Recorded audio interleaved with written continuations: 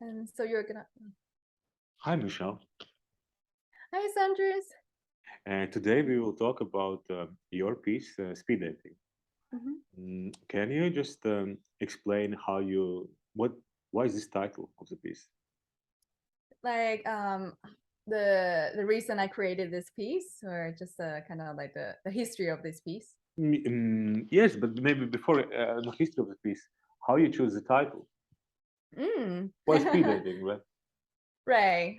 So this piece was originally written for a conference at University of Pittsburgh, and it's music and erotics.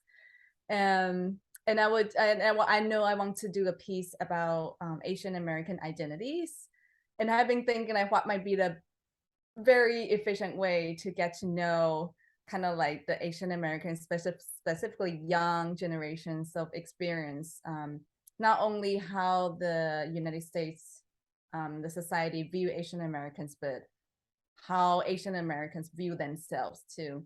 And I kind of just like come across the idea of dating culture, because dating culture is very intensive in terms of your self-image, others' image. So I want to write a piece about the online dating culture, and then so yeah, that's how the title "Speed Dating" kind of come out of. Yeah. And what is the history of the piece? Who commissioned?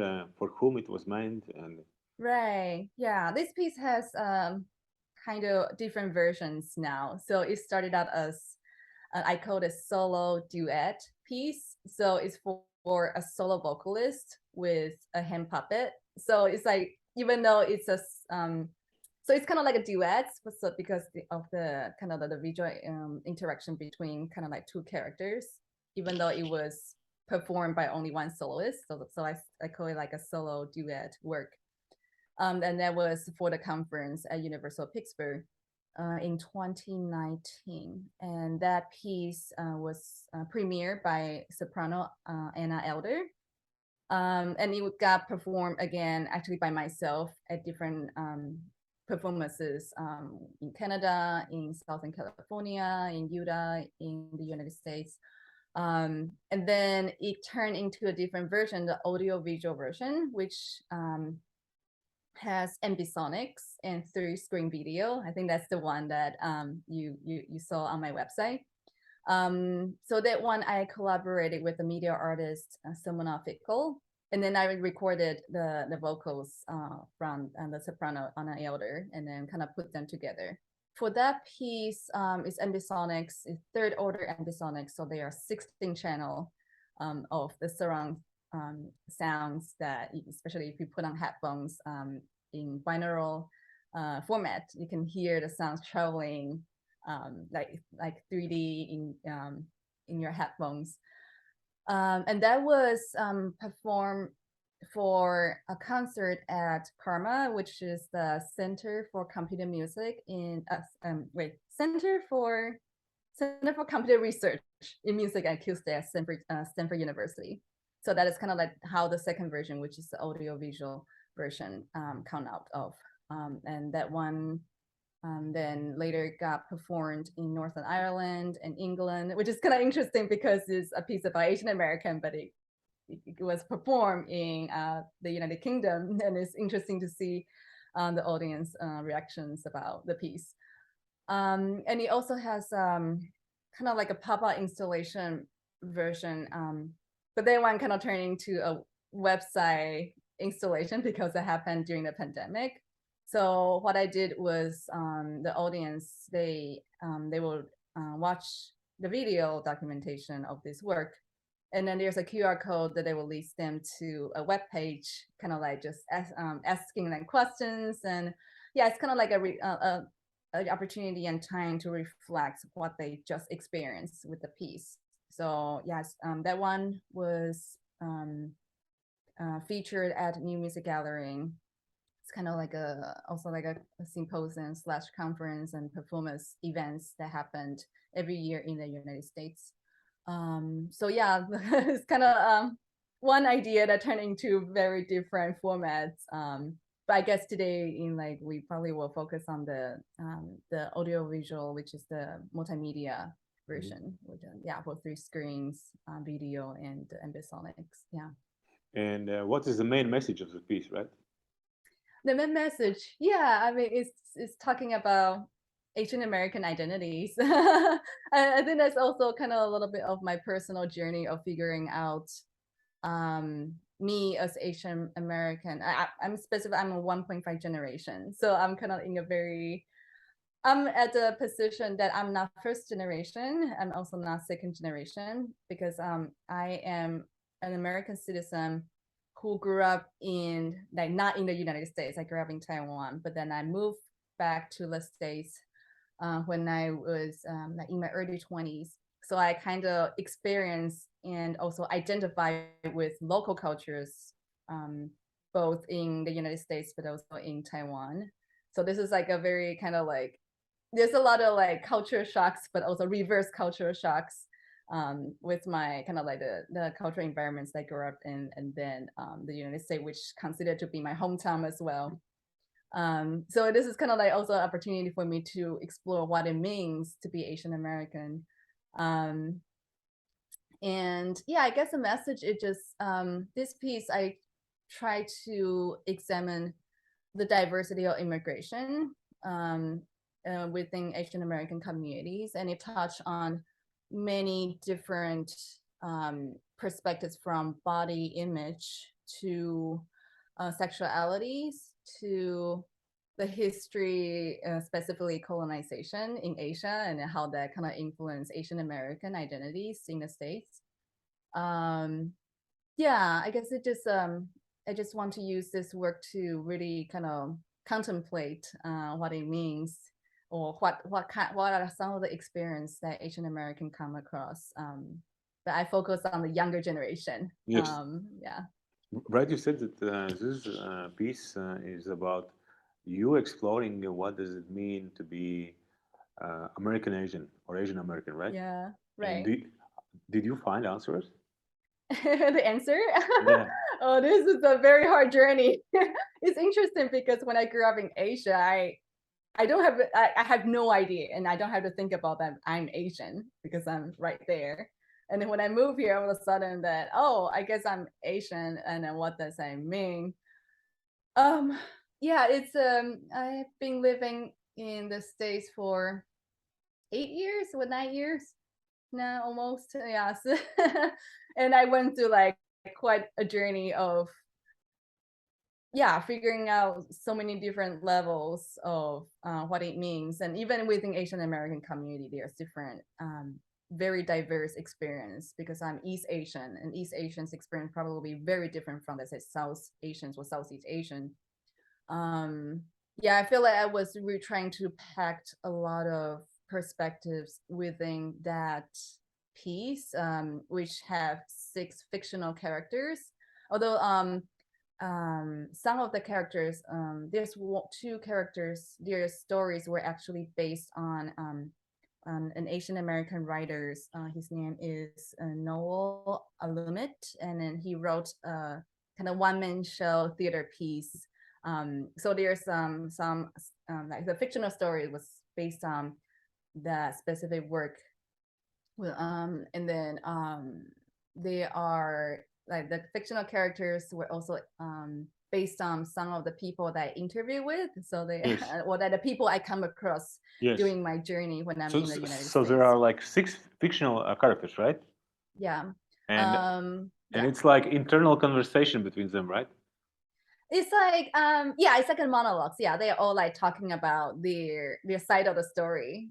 So 6 people, but technically 3 couples. So one is 2 men, 1 woman, 1, and then 1 man, and then 2 women. So but the kind of either struggles or their personal journeys of trying to find love. I guess one thing during the research process, what kind of surprised me was, personally, I never use dating culture, so I actually don't know how it works. That's why I interview a lot of people, their experience. But I did check out the website or even some of the apps, and I'm so surprised by, like, for example, you can choose your preference in terms of like the ethnicity that you preferred, and like the height, and in a very specific kind of like really like body image. So and then of course those kind of preference definitely affect, let's say, Asian American dating scene. Yeah, sorry, I kind of forgot. I'm a little bit lost about the questions. Yes, it just was about 6 characters, right? Yes, 6 characters. There are six characters which are speaking each with other, right? Or how it goes. And then there is because it's solo piece, so it means it's some kind of fractional of identities, right? So you speak literally these 6 various identities speaks within one person, right? I mean, for the I mean, they are 6 separate fictional characters, but it's challenging when it comes to, let's say, the solo duet version, because one person have to express 6 totally different characters plus their own selves as a performer, and then plus the puppets that they're doing. Yes. This is actually the puppets. So yeah, it's quite challenging because the person have to like figure out 8 different ways, like either like how they use their vocals, and also the kind of personality and characters that they are trying to depict. So yeah, I find it, but also the reason I use puppetry is very powerful in terms of it somehow create different, almost like universe for a person to extend themselves, that turn into very different characters without feeling like timid or a little bit like or even sometimes people are like a little bit embarrassed at being very playful or being very quirky about their voice, but somehow, you know, having another objects turning to different characters or whatever, you know, that's just a different way of using your voice without being kind of too shy about it. So yeah, so it's very powerful in terms of that. And also like puppetry somehow create a safe distance because it's so playful and this character is so innocent. So even though the content of the piece, some of them are pretty intense, like very straightforward, and even you can say some of the things the characters talk about are pretty racist, but the contradiction of somehow this very innocent character provide a safe distance for the audience to experience, to like, so they don't necessarily feel that what I observe about when the audience experience the piece, they laugh, although kind of uncomfortably, but they still it still give them a distance for to be able to think about, oh, what does that mean, or what rather than too emotionally overwhelmed. Yes. And what is the musical concept, right? Audiovisual concept, let's say. What is the audiovisual concept of the piece? You mean like the 3-screen kind of like the elements? 3-screen sounds, how they are combined, and what? Right. So this work has a lot of spoken words. It's kind of like a theater monologue piece, but as you can hear, there are also some kind of like singing parts or musical materials. So when I was composing, I use text score and also graphic notation. So and those different characters, the graphic styles are also different. They kind of reflect their personality. Yeah, because I want to leave some kind of like space for the performer to interpretate the characters, and I don't want to necessarily have very like fixed pitch or fixed timbre, but rather I use graphic notation to kind of for them to, what might be the characters and relatively like the drawings, what kind of musical expression they want to use. That's one part. And for the, of course, since I can access multi-channel, make it a very kind of almost like a magical experience. So some of the keywords I put in like special effects in. I was doing when I was mixing the multi-channel, I was using Ardor, but then I also use Logic for some of the plugins to do special effects, like like a lot of reverbs or very like quirky kind of like those kind of sounds.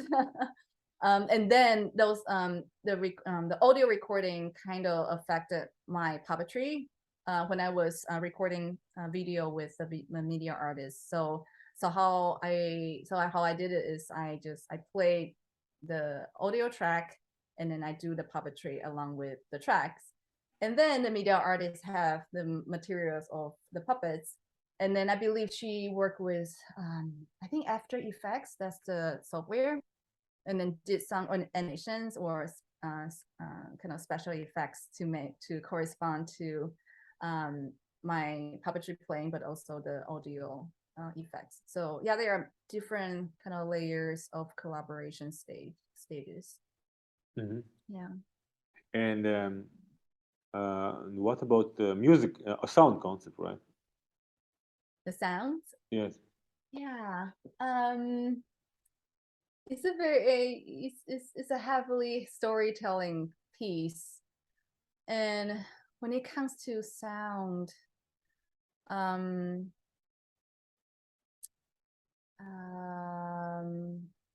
trying to recall what was the process is a little bit.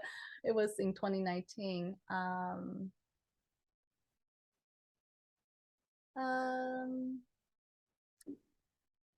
The sound, yeah, I'm really like kind of focusing on the different characters.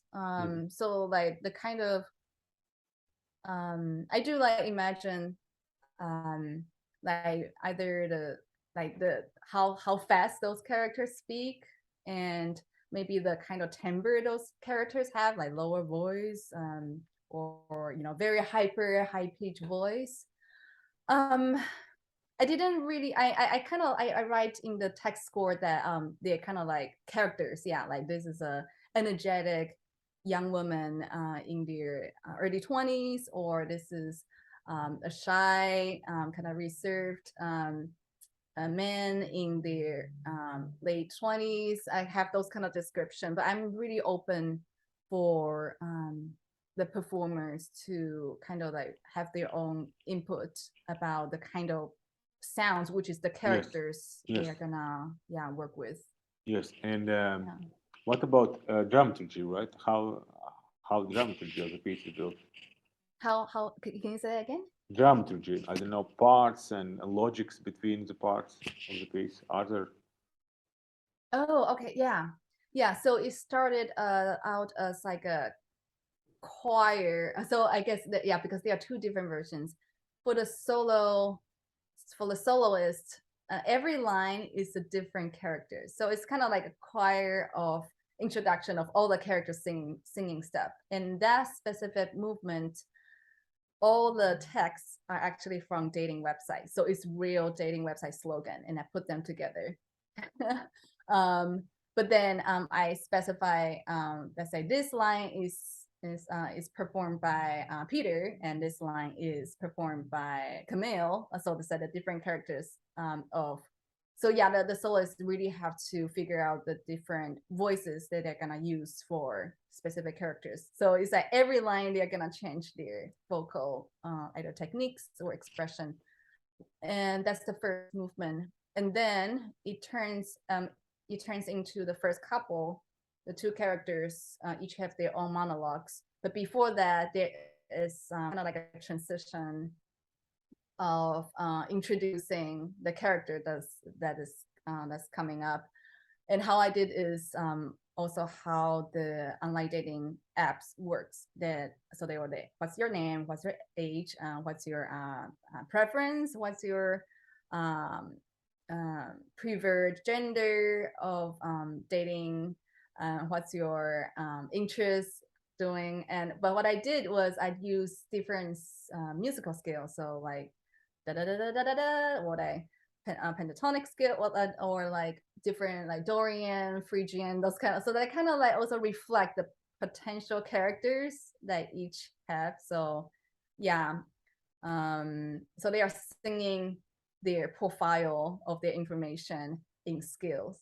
That is the transition parts. And then yeah, it goes into their individual monologue, which yeah, mostly using speaking voice, but there are keywords that would have for the live version. Then the vocalist will just use kind of like special techniques of their voice, or in the audiovisual version, I put in some electronic effects to kind of express this the special keywords to make them, yeah, like kind of like fairy tale, unrealistic, that kind of effects. Yeah. Okay. And what was the process of composing, right? How you started? What kind of stages you go through? Yeah, so I definitely start with the field research stage because so I gather a lot of materials to get to know the issues within Asian American community that include interviewing people in person, looking at reading articles by Asian American writers, poems, and also some of the news articles. And then I gather all the materials that I want to talk about. And then I start writing the individual monologues. And after I have the text, I start creating the graphic notation. So the graphics of some of the words, like for example, I think it's which character was like, oh my god, I forgot the name. But anyway, one of the characters is like for example, she talks about boys and girls, and then I was just thinking about how I might want the singer to talk to say, it's like boys or like girl, those kind of like vocal techniques, and I kind of draw them into the the graphics that I'm designing. Yeah, and then I for the live performance, this is the score that I offer the person. But then for video, of course, then I had to like specialize the different characters in terms of which positions they are gonna be, and then the special effect, how they are gonna fly across the virtual space. So it's in terms of that, it's definitely that part is a little bit different between the two different versions. Yeah. And how long it was the whole process, right? How long the process was? Yes. I think I spent probably a month or two to do the research that really get to know some of the issues that I want to talk about, write out the characters, and then create the score, the musical score for the performer. And then for the audiovisual part,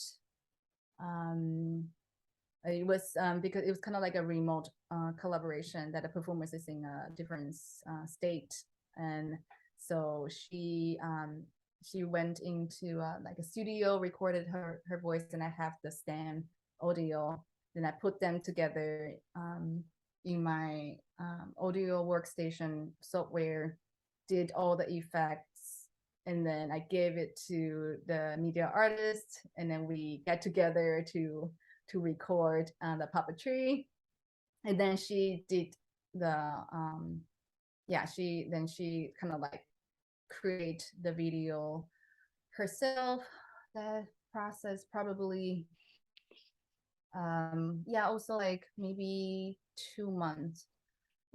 And then for me, when I was mixing the Ambisonics and multi-channel, it took me like a week, and I every night to kind of just like going to a studio intensively and then trying to like create that kind of specialization of the sounds. So yeah.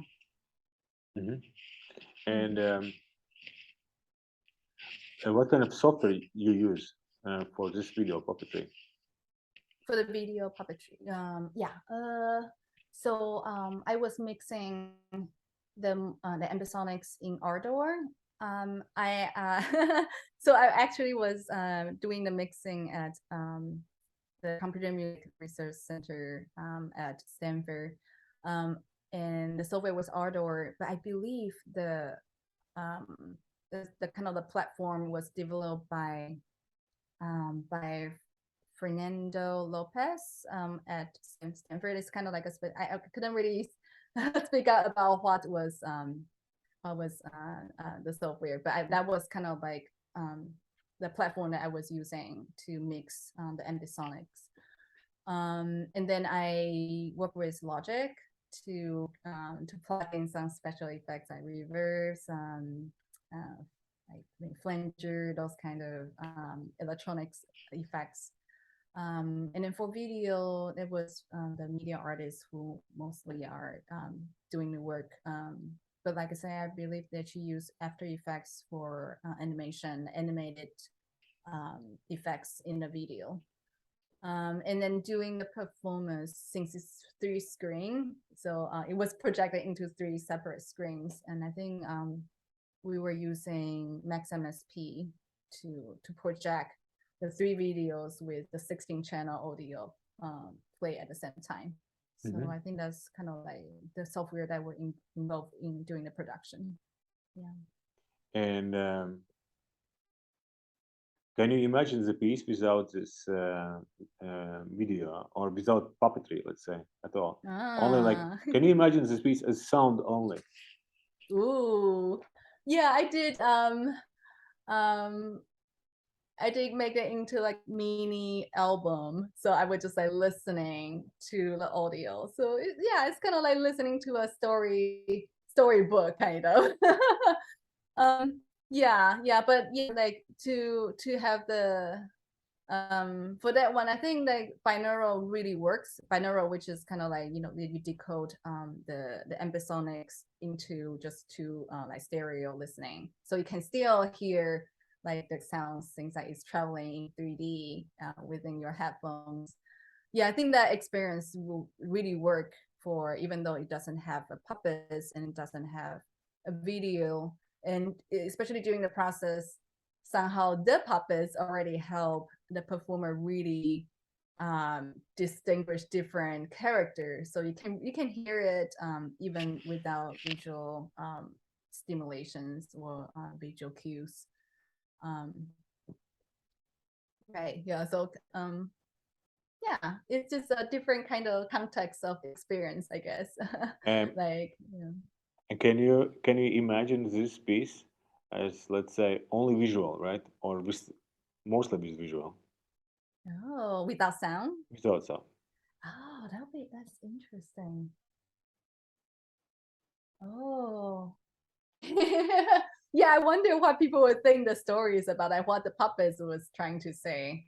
And of course, there are some of the keywords and the styles were built in terms of the different characters. So that is a very interesting way of thinking about the piece. Only visual but without audio.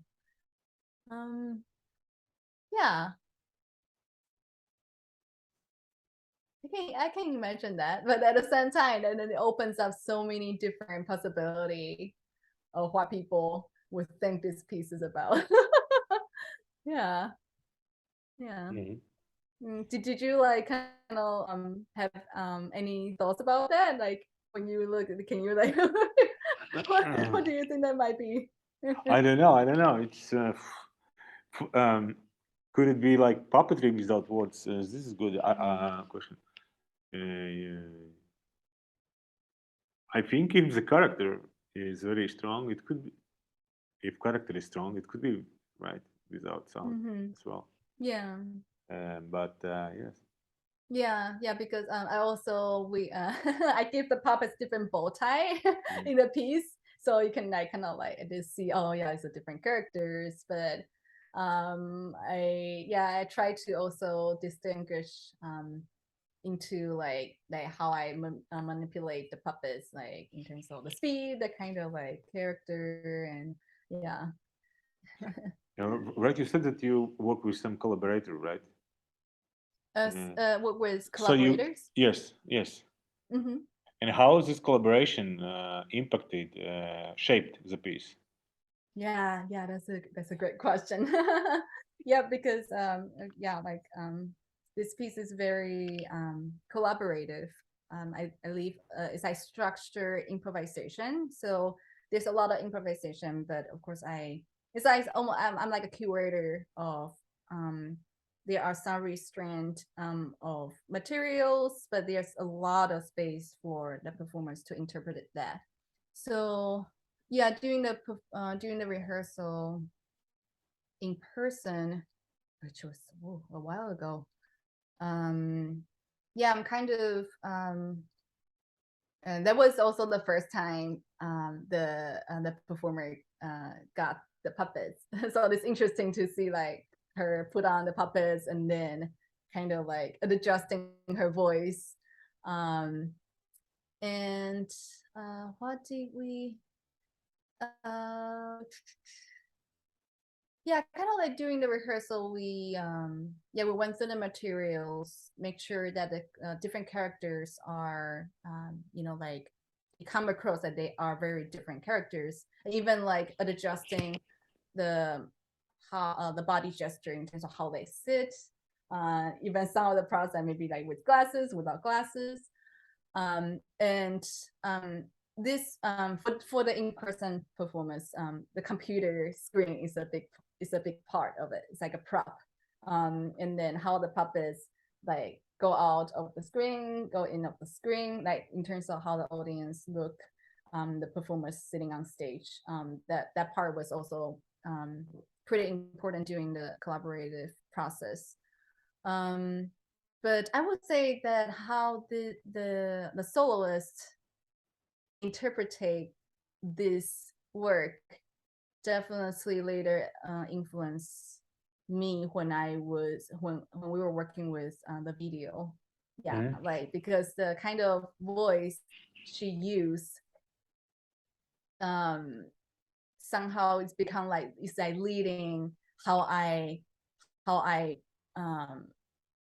handle my puppetry, and probably also affected how the media artist chose the specific kind of effects that goes with it. So it's kind of like me giving out, contributing something, and then the performers jumped in to have her interpretations, and then me coming again as a puppeteer, doing the video work, and then the media artists, like all the materials combined together. But of course, during the whole process, I'm always a part of kind of like having conversations of some of the like either coaching specific elements that that can really help distinguish the different characters, but also like yeah, like it's I feel like this is it's a very like so because it went through many different versions and very different layers of collaborations, and everything is weaving or intertwines. So yeah, it's definitely not like a one-way street when it comes to collaboration. Yeah.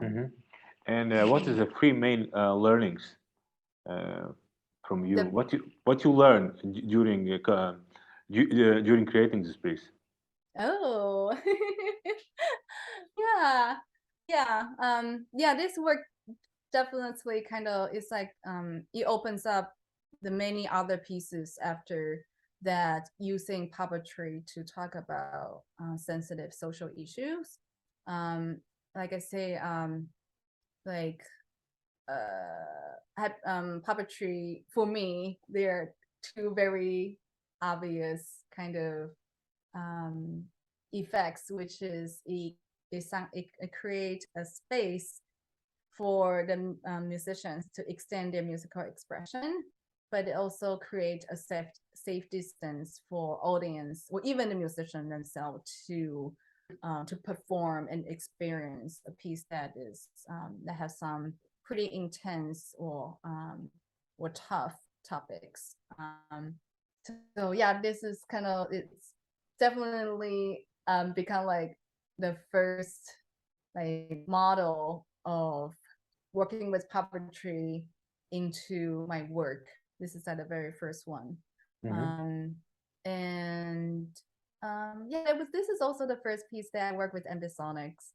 So how the sounds can travel or flying in the space and then really extend the listening experience, especially when it comes to narratives, like the story, how effective using multi-channel that could give that is so like powerful somehow with it's like this experiencing a story 2D all of a sudden become 3D. So yeah, definitely learn a lot of new techniques when it comes to like hardware or software situation. But yeah, like definitely the puppetry perspective is like it's big Yes. in Yes. how I got And out of it. Yeah. yes, and here my last question. What would be your suggestion to those composers who would like to try to use puppetry? Yeah, it's, when it comes to puppetry, there's also a huge diversity of puppets. Like there are many different, like this is a hand puppets and with, let's say, pretty a concrete idea of what that character is. But when it comes to puppetry, they can also be very abstract. It can just be object, like a piece of cloth, and you can turn it into a character. So yeah, it depends on the context and how you use them. I personally got into puppetry because I was working at a children's museum. I was a storyteller. I wasn't really professionally trained. I was just like being in that position, and I was given some of the puppets and storybooks, and just like, okay, here are the materials. You're gonna lead storytelling time. That's how I actually got into puppetry. And I was also an elementary school music educator. So I traveled to different public schools, giving out music classes. But one things I built into the curriculum is to use puppets to help. I was working with kindergarten or first graders, so relatively young kids. Use puppets to help them identify what is speaking voice, what is singing voice, what is a whispering voice, and a different texture of vocal techniques. And I remember what we did was I will use puppets to ask questions, and then the kids are supposed to use your singing voice to answer the question back. So if they use they start speaking and say, and they were so effective that even the kids, they just get it, and it just really inspired me to like, oh, then what would happen if I use puppets with adults? And it's kind of a similar idea. Like the adults, they like, especially when it comes to very experienced professional musicians, I feel like it's somehow kind of, it goes through their library of techniques that they have, then maybe sometimes they forgot about it, or it hasn't been used for a long time, and it's like they start pouring out all the techniques and the skills they have. Yeah, it's a very kind of powerful and very informative collaboration to this piece. I learned so much about how musician works, how technology can create another level of experience when it comes to listening to a story. And then of course then the visuals that when everything put together, that the kind of experience that the audience have is so far is for me that kind of the most valuable parts is observing the audience reaction. And yeah, it's interesting, like it's fun to hear audience laugh, but also is sometimes I see audience come out of the concert hall with a very confused face. But that is also like, but I can tell that it's not like they because sometimes when it comes to very tough social issues pieces, the material is so intense that sometimes people shut down emotionally because it was too much, and they kind of put themselves away from the moment. That's like a coping mechanism. But somehow using playfulness or humor into the piece, I feel like people are thinking about it, but they don't know how to react yet. And that is for me, that is very powerful. And that is like a powerful state, because you create a safe place for people to think about it, even though they don't know how to talk about it yet. So I feel like, yeah, I learned enough from the direction of the audience too. And of course, people coming up to me and just be like, oh, I never know that Asian American will have those kind of experience, or I didn't know that how complicated the history is. And but of course, some of them also leave a little bit like maybe feeling a little bit offended. It's a diversity of reactions. But